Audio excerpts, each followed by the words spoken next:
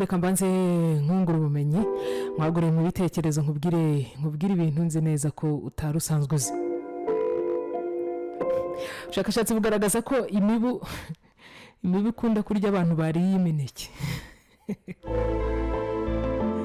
Sinubije kurya imineke kugira ngo imibu itakurya, ariko imineke yongera ifite ikintu kinini maze mu buzima bw'umuntu, ariko umenye ko iyo wariye imineke imibu ikumva vuba.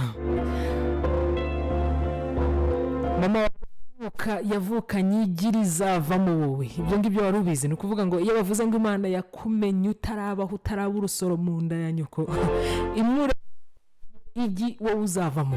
Nuko bigaragazwa n'ubushakashatsi. Hanyuma abantu batunze imbwa, reka nkubwira amafaranga zibatwara ku mwaka nako mu myaka y'imbwa z'ubuzima bwaho bwose. Kuvuga ngo imbwa ishobora kubaho mu gihe cy'imyaka 15, iramutse irambye yagutwara menshi, ariko no kuvuga ngo imbwa ugereranyije abazitunze zibatwara ibihumbi 20 by'amayero. Yashyize mu manyarwanda angana na miliyoni 23,920,288. Ene amafaranga batunze imbwa batanga mu gihe bazamarana nazo cyose, miliyoni 23. Impamvu gutunga imbwa bihenze. Ufite inzu ko ibihumbi 60. Ibihumbi 60 nibyo wishyura buri kwezi. Umuntu arakubwira ati njyewe ndaguha miliyoni 15. Miliyoni 15 nujya kuzinyishyura uzanyishyura 17. Ariko ugende wubaka inzu yawe, nurangiza uzanyishyure urengejeho miliyoni 2. Ari ukuguha iyo 60 ukajya usevinga uko ubishoboye, ukagura ikibanza mu bushobozi bwawe, warangiza ukaziyubakira nta muntu urengerejeho inyungu, wahitamo iki? Urasa kumbwira uko ibyo 60 ugende, ibyo 60 watangaga ugende ufata izo miliyoni 15 ugura ikibanza, wubaka inzu ushaka ahantu hahwanye n'ubwo bushobozi, nurangiza uzarenzaho miliyoni 10, urenzaho miliyoni 2 uzamuha 17, cyangwa se uhitamo gukomeza mu bushobozi bwawe ukodeshe uko bishoboye, usevinge make uko bishoboye, nurangiza uzagura ikibanza gake gake, nurangiza wiyubakire. Uraza kumbwira iyo wahitamo iki wowe? Yaje rwose reka nkubwire 15 atandifata ahubwo byihuse. Ugafata miliyoni 2 ukazirenzaho. Kuko nimba mba mu nzu 60 muri kwezi. Byanze bikunze mu myaka 2 nzishyura miliyoni 1,440. Ya mafaranga nyafashe nkakira ku ruhande, niyo nakwishyura izaza ni 15 ndenyeje 2, kuko najye namunyima nkamwishyura mu myaka 2 n'igice. Mu myaka amaze kuyabona. Utinze inzu yayegukana, izo biri muri condition utinda kumwishyura inzu azayegukana. Urabyumva neza? Reka twahana amasezerano Ubutumwa ni bwinshi kuri Facebook. Ndi kubona uwitwa Ishimwe yagize ati igitondo cyiza Claudette, tengewe abaye azayisubiza ntabwo nabyemera. Ati cyo koza abaye ariko akunda utinda kwishyura, wenda akakongerera igihe ugakomeza kumwishyura birumvikana, ariko diru yo kuvuga ngo nintinda kumwishyura inza azayegukana, ibyo byo ntabwo bishoboka. Ati Claudette nazo ntabwo ari impuwe yaba kugiriye, ahubwo yaba guteza umutego wo kugira ngo byange. Ati rimwe na rimwe hari nubwo yakugushamo muri business kugira ngo uzange kumwishyura inzu ayegukana. Ati mujye mumenya abanyamitwe nk'abo ngabo.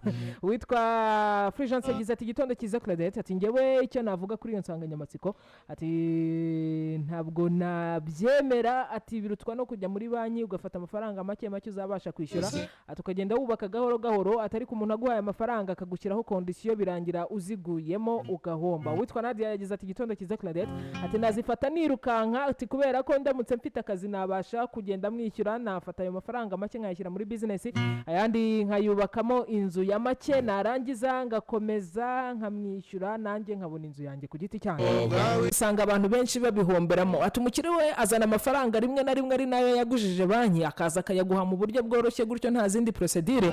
Ati icyo musinyana n'amasezerano kumwemerera ko nutinda kumwishyura nk'uko wabivuze inzu cyangwa imodoka cyangwa ikindi cyose muguza azacyegukana. Na rimwe hari ubwo usanga ukorera muri condition zidashoboka, uyabona amafaranga mu buryo bukoroheye wibwira ko uzabasha kuyishyura, ariko iyo ibihe bihindutse usanga yarakubisemo akantu kuko nta mpamvu zizemerwa zatumye utinda kwishyura. Ati rero hari n'igihe usanga ugize ibibazo by'uburwayi cyangwa iki ugasanga urahombye. Rimwe na rimwe ikiba usanga ukora nk'umutima. Ati niba ari n'ikinyabiziga cyangwa moto cyangwa imodoka ukayikoresha nk'umutima, ugenda usiganwa n'amasaha ariko bikarangira iguhitanye. Ati Claudette ngewe aho kugira ngo nifuze iterambere nk'iryo ngiryo ryatuma mpasiga ubuzima, nagenda gake gake. muri banki ukerekana contrat y'akazi bakaguha amafaranga ukajya nta nubwo ho haba hariho inyungu ikomeye gutyo y'izo miliyoni zingahe. Yego naho hari interest utanga, hari inyungu bungukira, ariko nta condition z'ibyo ngibyo ngo ayo uzaba umaze kwishyura tuzayatwara hanyuma tunagurisha. Banki niyo igurishije yisubizayo aho wari ugereje. Ntugasinyane contrat n'uwo muntu. Amasezerano ibintu nk'ibyo ngibyo by'amasezerano nk'ayo mwandikiranye nta n'abandi bantu bahari, hari igihe biba birimo n'amanyanga, akayaguha amafaranga ushobora no gusanga yarayibye akaba ashatse aho yashyira, hanyuma mwese mwafatwa mugashaka mukazagabana kuyishyura mukanafungwa. Shaka barayaguha ufate kontra igaragara, ujyane kontra yawe y'akazi baguha amafaranga atarimo inyungu ndende gutyo, kandi noneho atarimo risk nk'izo ngizo. Nibyo navuze mbabwire ubu nta banki ziri guteza cyamunara zabaye zihagaritswe kubera ibibazo bya covid. Abantu ntibari bari mu kazi, abantu bari bafite inguzanyo za banki babongereyeho iminsi.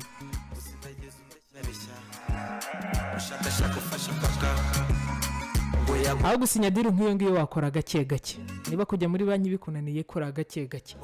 Wazarirayo kwarika my friend, ushobora kuvuga ngo ndafata business hirya no hino zitandukanye ngende nzikore, ariko ugasanga izo business urazikoze zirahombye, umuntu ugiye kumwungukira kabiri. Wakoze cyane, mugira akazi keza, tuzasubira ku munsi w'ejo. Imana ikomeze ibarinde. Ibiganiro by'uyu munsi byose bewe na iriya byukusenge. Nge nitwa Claudette Nsengimana.